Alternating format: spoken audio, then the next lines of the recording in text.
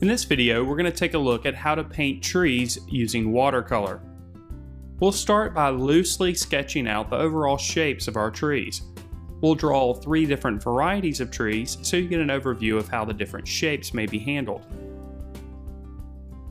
I'm going to draw very loosely in the beginning stages here. I'm not concerned about the details, instead just the overall shape of the trees. I'm using an HB pencil to draw lightly. With the shapes of our trees determined, we're ready to start painting. But before we do, let's consider a few important factors. First of all, we'll need to consider the light source, or the area from which the light is originating. We'll create the illusion of a light source by creating lighter values on the side closest to the light source of the trees. We'll also need to add warmer tones in these areas.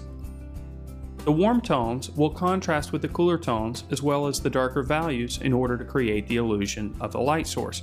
So we'll have darker values on the opposite side of the light source. These will be represented by cooler tones. Cool tones will also exist in the areas of cast shadow, not just the areas of coarse shadow on the trees. We'll start by establishing the lighter values and the warmer tones in the trees. For this first tree, I'll start by washing the entire tree using yellow ochre.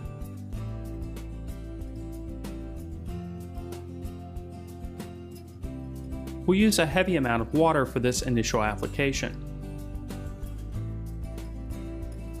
We're establishing the overall shape of the tree here, but we're also establishing the warmer tonalities that will exist in the finished painting. With the surface still wet, I'll begin to establish some of the darker areas and some of the cooler tonalities, using an application of Winsor blue.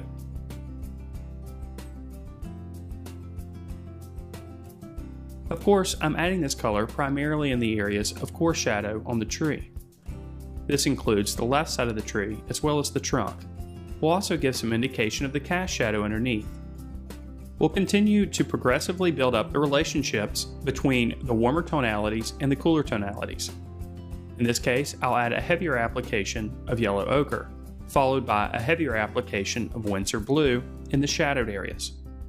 These colors will naturally mix in between, creating a more natural looking green. As these relationships are built up and color is added, we can use brush strokes to indicate some of the texture on the tree.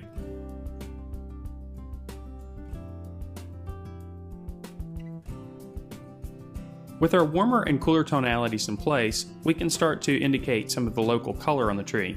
In this case, I'll mix the yellow ochre and the Winsor blue with a bit of raw umber to produce a darker green. I'll start to add this color in the areas of coarse shadow on the tree. Here again, we can build up the texture of the tree.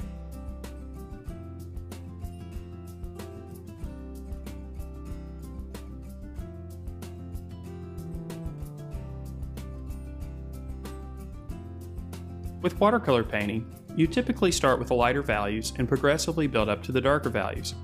With each application, the value becomes progressively darker. It's a good idea to start light in the beginning and slowly build up the darker values over the course of the painting.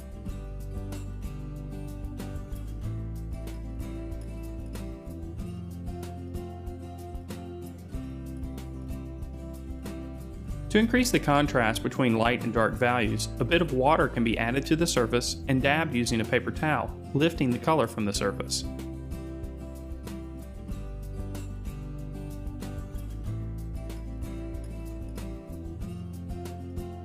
With this area dry, we can go back with our darker green and start to fill in some of the shapes.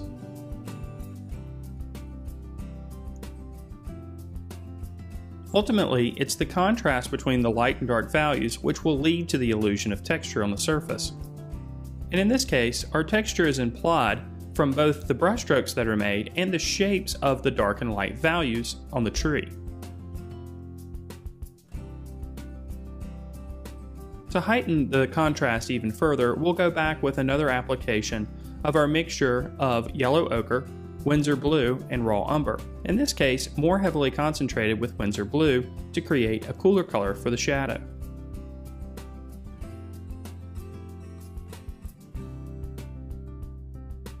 We'll also pull that color underneath in the area of cast shadow. Now let's take a look at painting a pine tree. we'll start again by establishing the lighter values and the warmer tonalities. I'll use a mixture of Winsor red and yellow ochre.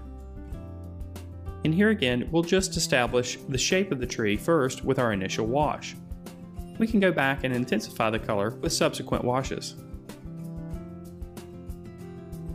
Next, we'll use a mixture of Winsor blue and yellow ochre and start to establish some of the shadowed areas. Because our yellow-orange mixture and our blue-green mixture are near complements of each other on the color wheel, the color will have a sense of depth and create some interesting effects on the surface. Now we can go back with the Winsor blue and continue to establish the darker values and the cooler tonalities. And just as we did on our first tree, we'll progressively build up the relationships between the dark and light values, progressively getting darker with each application. Of course, the time of day and the location of your tree will affect the lights and the darks in your painting. Typically, objects that are closer to the viewer will have higher contrast between dark and light values, meaning often the darkest values in the picture plane are closest to the viewer. This means that we can adjust the intensity of color and the contrast between light and dark values to create the illusion of depth and space in the painting. If we want a tree to appear closer to the viewer, we can simply increase the contrast between dark and light values and intensify the colors that are applied. In the same way, if we want the tree to appear further away, we can lessen the contrast between light and dark values and make the color less intense. Now that we've got our cooler tonalities in place, we'll go back with yellow ochre and establish some of the warmer tonalities on the tree. Again, these will exist primarily on the side of the tree that's closest to the light source. We'll continue to increase the contrast between the warmer and cooler tonalities by adding a bit of Winsor blue in the areas of shadow.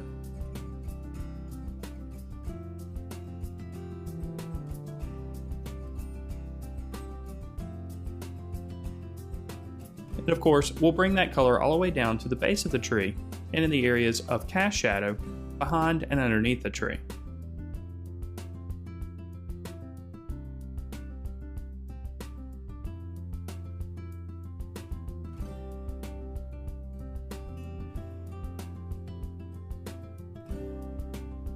Now let's take a look at painting a third type of tree. Here again, we'll start by establishing the warmer tonalities and the lighter values. In this case, I'll use a mixture of Winsor yellow and just a touch of Winsor blue.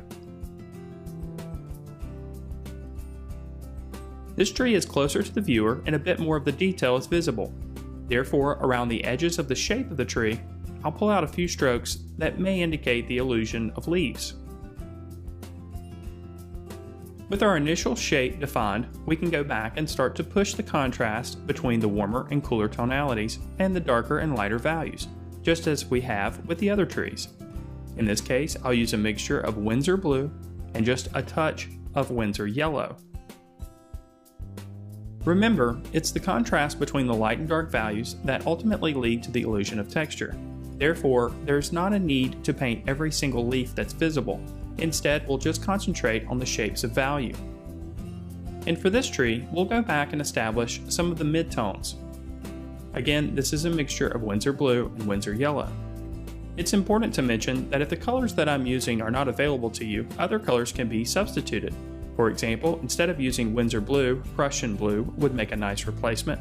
And if you don't have Winsor yellow, of course, cadmium yellow hue or gamboge hue would make a nice replacement. We'll continue to build up the contrast between the light and dark values, here again with a heavier concentration of Winsor blue. Colors are allowed to mix and bleed into one another while the surface is still wet. This, of course, is one of the desirable effects of using watercolor. We'll use our cooler and darker mixture to establish the trunk of the tree. We'll also pull out a few lines to indicate the branches of the tree. And in most situations, just a few marks for the branches are sufficient. We'll also use that dark mixture to create a bit of cast shadow underneath and behind the tree. And just as we have with the other two trees, we'll establish a bit of the ground.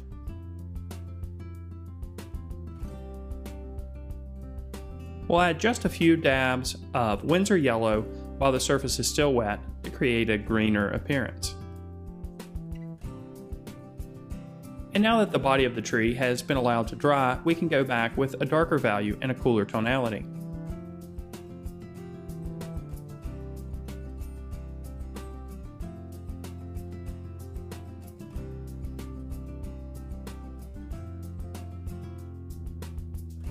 Again, we'll just push the values a bit further to finish up this last tree.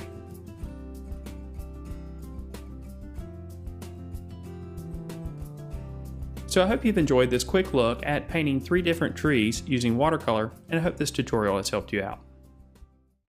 If you enjoyed this video and you're ready to learn more, why not check out 5 video courses, weekly live instruction, and over 6,280 minutes of art instruction, which includes video courses, downloadable ebooks, weekly live lessons streamed across the internet, and lesson plans for teachers. Just click on the Learn More Now button to start learning today.